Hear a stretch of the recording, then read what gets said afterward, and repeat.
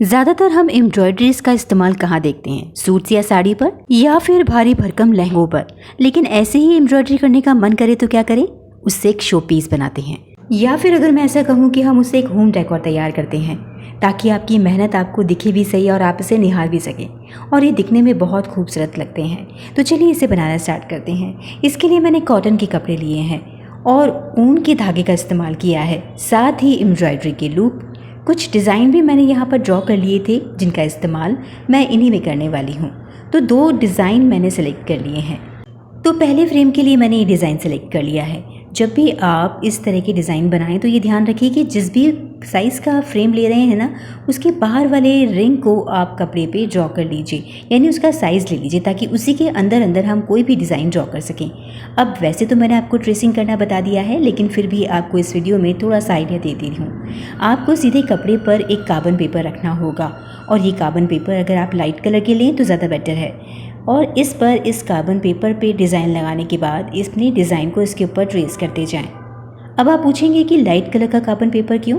क्योंकि हम अगर यहाँ पर येलो, वाइट या फिर कोई और लाइट कलर का कार्बन पेपर लेंगे ना, तो चाहे बाद में निशान रह भी जाएं कपड़े पे, वो दिखेंगे नहीं। देखिए कितना लाइट ड्रॉ हुआ है, और हमें आइडिया भी लग जाएगा कि हमें कितना काम करना है। इसके बाद जितना रिक्वायर्ड पीस मुझे चाहिए उतना मैं इस कपड़े को कट करके अलग निकाल देती हूँ। इसके बाद बस आपको इतना करना है कि अंदर वाली रिंग को नीचे रख के इसके ऊपर कपड़ा रख के और बाहर वाली रिंग को इसके ऊपर फंसा के इसे टाइटली स्क्रू कर दीजिए। जब ये अच्छे से टाइट हो जाए तो कपड़े को खींच कर नीचे की तरफ इस कपड़े को भी इसमें अच्छे से टाइटली हमें स्ट्रेच कर लेना है, ताकि इसमें हम एम्ब्रॉयडरी आसानी के साथ कर सकें। तो ये यहाँ पर हो गया है कंप्लीट। मैंने ना वाइट कलर का रिंग तो तैयार कर लिया है। यहाँ पर सुई कौन सी लेनी है वो भी बता देती हूँ, क्योंकि हम ऊन का इस्तेमाल करेंगे तो हमें सुई भी वैसी चाहिए जिसमें छेद बड़ा हो।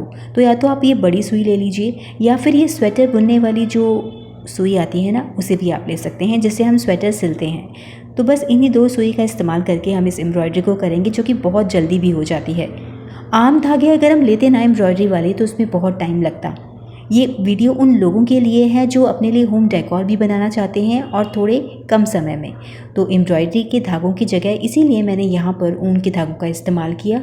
धागे मोटे होने की वजह से फिलिंग वाला काम बहुत जल्दी हो जाता है, और आप चाहें तो ऐसे छोटे बड़े बहुत सारे होम डेकोर पीस तैयार कर सकते हैं।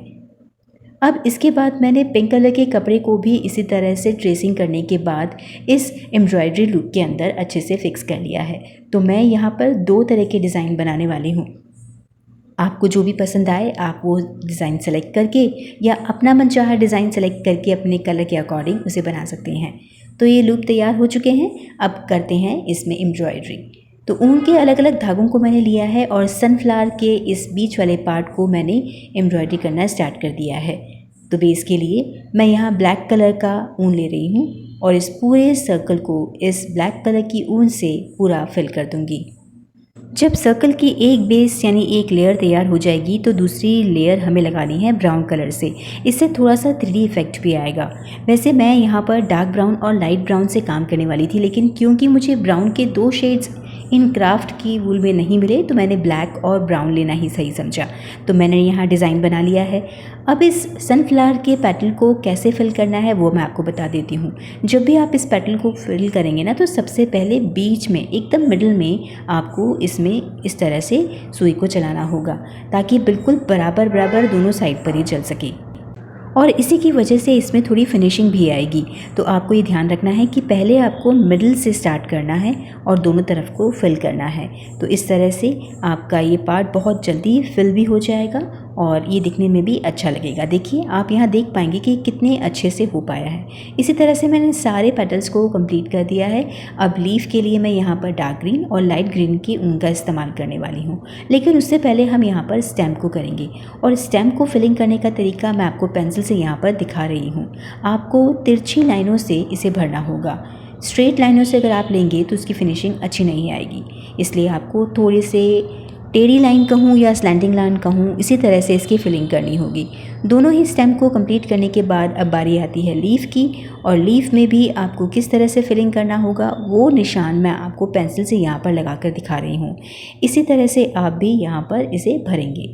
तो आप यहाँ पर डार्क ग्रीन और लाइट ग्रीन कलर की ऊन ले रहे हैं, तो एक साइड पर हम डार्क ग्रीन से भरेंगे और दूसरी साइड पर लाइट ग्रीन से। पिछले कुछ वीडियोस में मैंने वॉइस ओवर नहीं किया था, इसकी वजह से बहुत सारे लोगों को परेशानी आई थी। अगर आपको भी ऐसा लगता है कि मुझे अपनी वीडियोस में वॉइस ओवर करना चाहिए तो मुझे कमेंट करके ज़रूर बताइएगा, नहीं तो इससे टाइम बहुत बचता है अगर हम इसमें सिर्फ म्यूज़िक डालें, वॉइस ओवर नहीं। आप मुझे कमेंट करके ज़रूर बताना कि मुझे अपने हर एक वीडियो में वॉइस ओवर करना चाहिए या नहीं, और आप किस तरह के क्राफ्ट देखना पसंद करेंगे वो भी मुझे कमेंट करके ज़रूर बताना। आपके नए नए आइडियाज़ ही मेरे लिए न्यू टारगेट होते हैं और उन्हें कंप्लीट करने में बड़ा मज़ा आता है, इसलिए कमेंट करना मत भूलिएगा। चलिए आगे चलते हैं। बातों ही बातों में हमने लीफ भी कंप्लीट कर ली और उसमें डार्क और लाइट ग्रीन की शेडिंग के हिसाब से उसके अंदर कलर भी डाल दिए। तो बस एक लास्ट पार्ट रह गया है इस वाले पीस का, तो इसमें हम लेडी बर्ड बनाने की कोशिश कर रहे हैं और इसके लिए मैंने लाल रंग की ऊन और काले रंग की ऊन को यहाँ पर यूज़ किया है, जैसे कि ऑलरेडी उनके कलर्स होते हैं, और इसमें कोशिश की है कि पूरी तरह से उसकी डिटेलिंग आपको करके दिखा पाऊँ।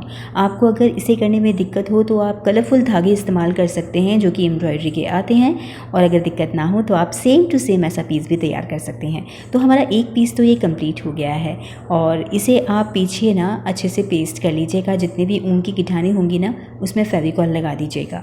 अब दूसरे पीस को हम बनाना स्टार्ट करेंगे। अब क्योंकि हमारा ये बेस कलर जो है वो थोड़ा सा पिंकिश है, तो उसी के हिसाब से मुझे यहाँ पर ऊन के कलर लेने पड़ेंगे।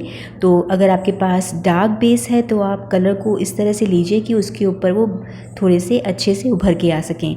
तो मैंने यहाँ पर पिंक कलर के धागे से काम करना स्टार्ट किया है। हल्के लाइट पर डार्क पिंक कलर यहाँ पर हम शेड लेंगे और उसके साथ ही हम यहाँ पर इसकी फ्लावर की फिलिंग करेंगे।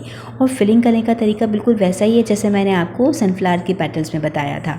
आप इसे बिल्कुल सीधे सीधे बीच में से स्टार्ट करते हुए कंप्लीट करेंगे। अब इस फ्लावर के अंदर मनको जैसी शेप वाले एम्ब्रॉयडरी कैसे करते हैं, तो उसे करने के लिए आपको धागे को निकाल कर ऊपर की तरफ सुई में लपेटना है और सुई को दोबारा से नीचे आपको ले जाना है, लेकिन इस धागे को आप टाइटली पकड़ के रखिएगा। उसके बाद आप सुई को नीचे खींचिए तो ये मनके जैसी या कहीं मोती जैसी संरचना यहाँ पर बन जाएगी। तो इस तरह से इस एम्ब्रॉयडरी को करते हैं, और इसे करते हुए मैं इसके अंदर इसे पूरी तरह से फिल करूँगी। तो थोड़ा सा अलग हो जाता है, थोड़ा सा टेक्सचर और 3D सा दिखने लगता है, इसलिए इस तरह का डिज़ाइन भी बहुत खूबसूरत लगता है। इस तरह से मैंने इसे कंप्लीट कर लिया है, और बाकी का काम जो है ना लीफ वाला और छोटे छोटे जो यहाँ फ्लावर्स बने हैं उन्हें भी सिंपल फिलिंग के साथ ही कंप्लीट करूँगी। तो काम हमें एकदम एक जैसा ही करना था, बस डिज़ाइन थोड़ा बहुत अलग था, इसलिए मैंने इसे डायरेक्टली ही कंप्लीट करके आपको यहाँ पर दिखा रही हूँ। ये मैंने पूरी फिलिंग करने के बाद इस तरह से इसे कंप्लीट किया है, और ये दोनों ही पीस हमारे बनकर तैयार हो गए हैं होम डेकोरेशन के लिए। अब आपको मैं बताती हूँ कि इस एम्ब्रॉयडरी के करने के बाद जो हमारा एक्स्ट्रा कपड़ा बाहर की तरफ निकला हुआ है ना, उसे कैसे हम सेटल करें।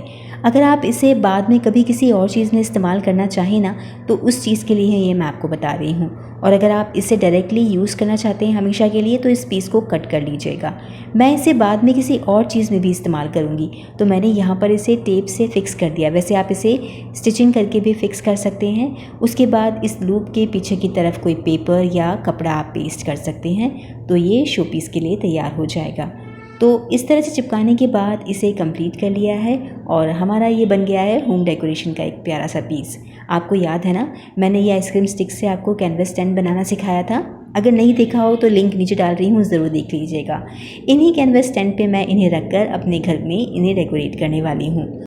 इस वीडियो के दौरान आपको किसी भी स्टेप में कन्फ्यूजन हो या आपको एम्ब्रॉयडरी करनी नहीं आई हो, तो आप मुझे कमेंट करके ज़रूर बताना। वो स्पेसिफिक डिज़ाइन जो आपको समझ में नहीं है वो मैं आपको किसी शॉर्ट वीडियो में ज़रूर बनाकर दिखा दूँगी, तो कमेंट ज़रूर कीजिएगा। कोई भी कन्फ्यूजन हो आप मुझसे पूछ सकते हैं, मैं आपको जवाब ज़रूर दूँगी। तो आई होप आपको आज का ये क्राफ्ट आइडिया पसंद आया होगा।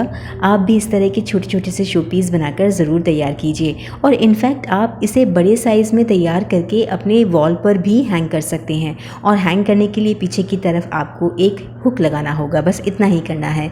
तो अगर आपको आज का ये क्राफ्ट आइडिया पसंद आया है तो इस वीडियो को लाइक ज़रूर कीजिएगा, अपने आइडियाज़ ज़रूर शेयर कीजिएगा कि आप और क्या बनाना चाहते हैं। अगले संडे को एक नए क्राफ्ट आइडिया के साथ ठीक 2 बजे फिर से मिलेंगे।